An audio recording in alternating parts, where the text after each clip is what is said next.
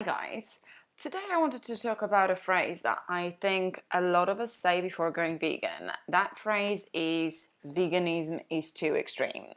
I have to admit I was a person who used to say it quite a lot before going vegan, and the reason being is because I just didn't understand it. I just saw vegans as a group of people who literally cut everything out of their diet. This is what it seemed to me anyway.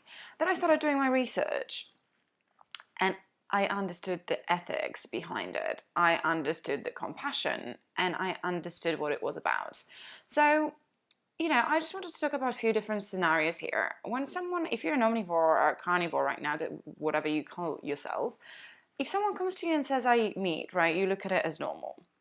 If someone comes to you and says, I'm vegan, you seem like, oh, yeah, no, another one. Or a tree-hugging hippie, as a lot of people seem to be calling us sometimes. So, the sentence, I eat meat.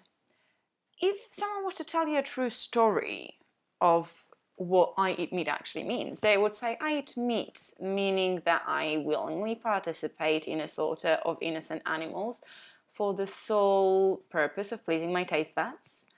I eat meat, meaning that I eat corpses of dead animals.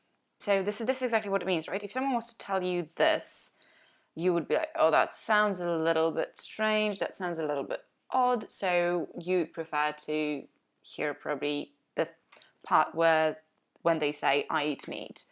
When it comes to I am vegan, the only thing you can really say is I eat plants, right? I eat everything that's made of plants. However, I really just wanted to focus on that part of how we perceive things, right? So for example, me, I want to talk a little bit about the childhood conditioning. So when it comes to me, I was born in Poland.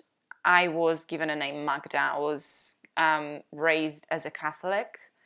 I didn't have a choice over those things. It was just something that was given to me, really. I had no choice whatsoever. Yes, as an adult, I could change those. What I want to say is that diet falls into exactly the same category. Your diet is based on whatever your parents, grandparents, great-grandparents were eating. This is something that you will be conditioned to believe in one sense or the other. So because your parents were omnivores, because your grandparents were omnivores, there is a likelihood that you will be an omnivore. So this was the case with me. My parents, obviously, they also come from Poland. They were eating meat for all of their lives. Their parents were eating meat, their grandparents were eating meat, and our family has been eating meat and dairy for generations. So, the thing is, so basically it became a tradition. So the part that I want to get into is the fact that because it's a tradition, it doesn't mean that it's morally acceptable. So, imagine if you're raised, like, imagine you wipe you wipe everything clean. You don't know anything about nutrition, and you have never eaten meat, or let's say you're a 3-year-old who's been eating vegetables for the 3 years of their life, right? Vegetables, and let's say you were raised as a vegan or vegetarian, and your parents come to you and say, "Hey, honey, we can kill that animal so we can eat it." What do you think you'd say? Especially if you played with that animal, especially if you gave that animal a name. What do you think your little self would say to you? Would you be like, yeah, hey, let's do it. I'll be so happy to do it. Or would you say, no, mommy, I think I'd prefer to eat plants? Because I'm pretty sure that most of us, if we were given a choice to live a life cruelty-free, we probably would choose that, especially as kids.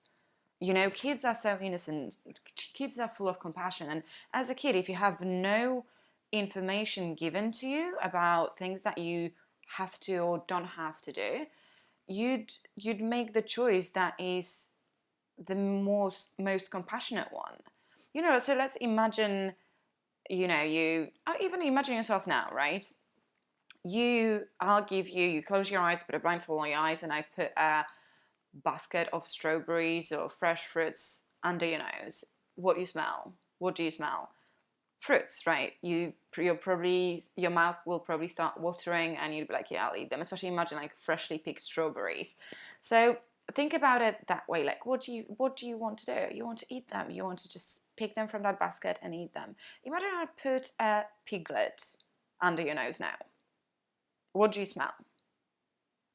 A piglet, right? So imagine a different scenario. Imagine I cut that piglet in half and I put it under your nose. What do you think you would smell? Blood, right? Would you want to eat it right there and then? I mean, in both scenarios of the piglet, would you want to eat it? You probably wouldn't. It's like putting a rabbit and an apple in a crib of a toddler. The baby would play with the rabbit and it would eat an apple. It's that simple, and kids make that choice very wisely. So what I wanted to say is that maybe that fact that we've been told for generations that eating meat is normal, maybe it's a bit of a lie, you know? And just think about it for a second, and if something is a lie and that lie is told over and over again, you begin to believe it, right? That lie becomes part of your reality. Especially if you say that lie to so many people and so many people begin to believe it, it becomes part of the culture. And if it becomes part of the culture, it means that it will be passed on from generation to generation. And if it's passed on from generation to generation, it becomes part of a tradition. But as I said earlier, the fact that it's part of a tradition does not mean that it's morally acceptable.